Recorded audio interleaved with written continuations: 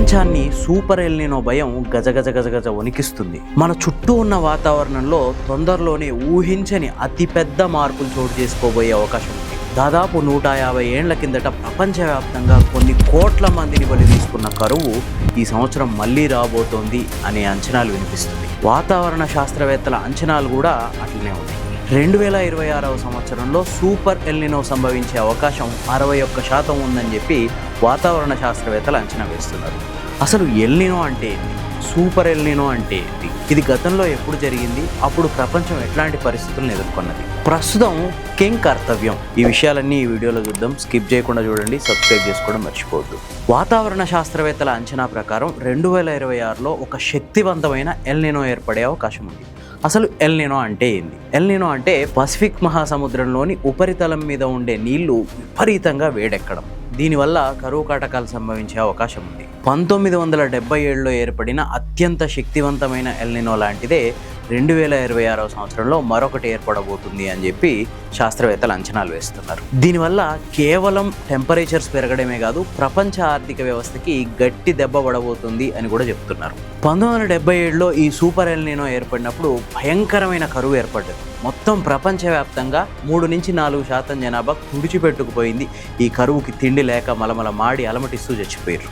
Same అట్లాంటి పరిస్థితులే 2026లో రావచ్చు అని చెప్పి అంచనాలు వేస్తున్నారు. ఇందాకే చెప్పుకున్నాం కదా, ఎల్నినో అంటే ప్రధానంగా పసిఫిక్ మహాసముద్రంలో ఏర్పడేది. దక్షిణ అమెరికా నుండి ఆసియా మధ్యలో ఉండే పసిఫిక్ మహాసముద్రంలో ఉపరితలంలో ఉండే జలాలు విపరీతంగా వేడెక్కే ఒక వాతావరణ ప్రక్రియ ఎల్నినో అంటే. సాధారణంగా ఎల్నినో అనేది 7-10 ఏళ్లకు ఒకసారి ఖచ్చితంగా ఏర్పడుతుంది పసిఫిక్ మహాసముద్రంలో. ఈసారి ఏర్పడబోయే ఎల్నినో గురించి మాత్రం చాలా అంచనాలు ఉన్నాయి. అది 1977లో వచ్చిన కరువు నాటి పరిస్థితుల్ని మళ్ళీ తీసుకురావచ్చు అని చెప్పి చాలామంది శాస్త్రవేత్తలు అంచనా వేస్తున్నారు.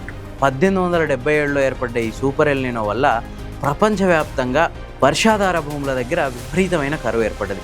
మన భారతదేశాన్ని తీసుకుంటే ప్రధానంగా దక్షిణ భారతదేశంలో అంటే అప్పటి మద్రాస్ ప్రెసిడెన్సీలో తీవ్రమైన కరువు. ఈ కరువు ప్రభావం రాజస్థాన్, పంజాబ్, హర్యానా ఈ రాష్ట్రాల మీద కూడా పడ్డది. ఆ రెండేళ్లలో 1877-78 సంవత్సరాల్లో ఈ కరువు వల్ల భారతదేశంలో దగ్గర 1 కోటి మంది జనాభా వరకు తుడిచిపెట్టుకుపోయారు. తినడానికి తిండి లేదు, నీళ్లు లేవు. అప్పట్లో బ్రిటిష్ గవర్నమెంట్ పట్టించుకున్న పాపాన పోలేదు. ప్రజలకి ఆహార సరఫరా అటుంచితే అసలు ఉన్నాయి కూడా ఎట్లా దోసుకోవాలి అని ఎదురు చూసిన పరిస్థితి. ప్రస్తుతానికైతే పసిఫిక్ మహాసముద్రంలో పరిస్థితులు నార్మల్గానే ఉన్నాయి. కానీ ఇవి మే నుంచి జూలై మధ్యలో తీవ్రంగా మారిపోయే అవకాశం ఉంది. మే నుంచి జూలై మధ్యలో ఈ ఎల్నినో తన వికృత రూపాన్ని చూపించబోతుంది అని చెప్పి సైంటిస్టులు చెప్తున్నారు. ఇక 2026 అక్టోబర్కి వచ్చేసరికి పసిఫిక్ మహాసముద్రంలోని ఉత్తర భాగంలో ఉన్న వాటరు సాధారణం కంటే విపరీతంగా వేడెక్కిపోయి ఆ ప్రభావం ఉత్తరార్ధగోళంలో, భూమి ఉత్తరార్ధగోళంలో ఉండే అన్ని దేశాల మీద పడబోతుంది. దీనివల్ల విపరీతంగా టెంపరేచర్స్ పెరిగిపోతాయి. అంతేకాదు ప్రపంచవ్యాప్తంగా పంటల మీద, నీటి లభ్యత మీద, వాతావరణ స్థిరత్వం మీద ప్రభావం పడే అవకాశం ఉంది. అయితే 1870లో ఉన్న పరిస్థితులతో ఇప్పటి పరిస్థితుల్ని పోల్చొచ్చా? అప్పట్లో భారతదేశ వ్యాప్తంగానే కాదు, ప్రపంచవ్యాప్తంగా పెద్దగా సాగునీటి వ్యవస్థ అంత డెవలప్ అవ్వలేదు. నదుల జలాల్ని ఒక చోట నిల్వ చేసి డ్యాములు కట్టి ఆ నీటిని మిగతా భూములకు పంపించే వ్యవస్థ అప్పట్లో లేదు. అంతేకాదు మెరుగైన వ్యవసాయ విధానాలు కూడా లేవు. ప్రభుత్వాలకి ముందస్తుగా హెచ్చరికలు జారీ చేసే టెక్నాలజీ కూడా అప్పుడు లేదు.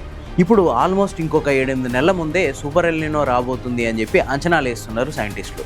కానీ ఆ రోజుల్లో ఇంత పర్ఫెక్ట్ అంచనాలు లేవు. దీనివల్ల అప్పట్లో ముందస్తు అంచనాలు లేకపోవడం వల్ల, ముందస్తు ఏర్పాట్లు లేకపోవడం వల్ల ప్రజలు తీవ్రంగా ఇబ్బంది పడ్డారు. ఆకలితో అలమటించి మరణాలకు చేరువయ్యారు. కానీ అప్పటితో పోలిస్తే ఇప్పుడు పరిస్థితులు చాలా బెటర్. ఆల్మోస్ట్ మన భారతదేశంలో 5 సంవత్సరాలకు కావలసిన బియ్యం నిల్వలు గోదాముల్లో రెడీగా ఉన్నాయి. సో ఆకలి చావులు ఏర్పడే పరిస్థితి అయితే లేదు. అంతేకాదు మనకిప్పుడు నదుల మీద ఆనకట్టలున్నాయి, అద్భుతమైన సాగునీటి వ్యవస్థలున్నాయి, అత్యంత ఆధునికమైన సాంకేతిక పరిజ్ఞానంతో వ్యవసాయం చేస్తున్నాం ఇప్పుడు. అంతేకాదు మెరుగైన వ్యవసాయ విధానాలు కూడా ఉన్నాయి. అయితే ఈ కరువు ప్రభావం ఇప్పటికి కూడా మధ్యప్రదేశ్, మహారాష్ట్ర, కర్ణాటకలో ఉండే వర్షాధార ప్రాంతాల్లో అంటే వర్షాధారంతో సాగయ్యే ప్రాంతాల మీద కొంత ఎఫెక్ట్ చూపించే అవకాశం ఉంది. ఆ ఏరియాల్లో పంటలు పండించలేని పరిస్థితుల్లో రైతులు వలసపోవడానికి కూడా అవకాశం ఉంది.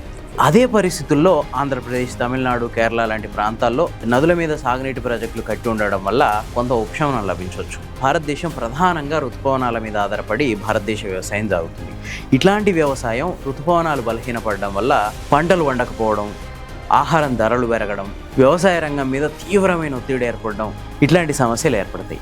అయితే ఎల్నినో ప్రభావం ఓన్లీ వ్యవసాయ రంగం మీద, వాతావరణం మీదనే అయిపోదు. విపరీతమైన కరువు సంభవిస్తే ఒక్కోసారి విపరీతమైన కుంభవృష్టి గురవచ్చు, వరదలు రావచ్చు, ప్రకృతి వైపరీత్యాలు ఏర్పడవచ్చు. ఇవన్నీ ఎల్ నినో వల్ల జరిగే అవకాశం ఉంది. దీనివల్ల ప్రపంచవ్యాప్తంగా ఫుడ్ సప్లై చైన్ మీద ఎఫెక్ట్ పడుతుంది.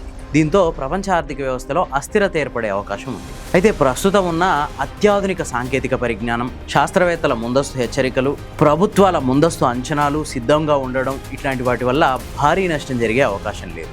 అంతేకాదు ప్రాణ నష్టానికి కూడా అవకాశం లేకపోవచ్చు. కరువు లాంటి పరిస్థితులు ఏర్పడితే, ప్రకృతి వైపరీత్యాలు ఏర్పడితే చేసేదేం లేదు.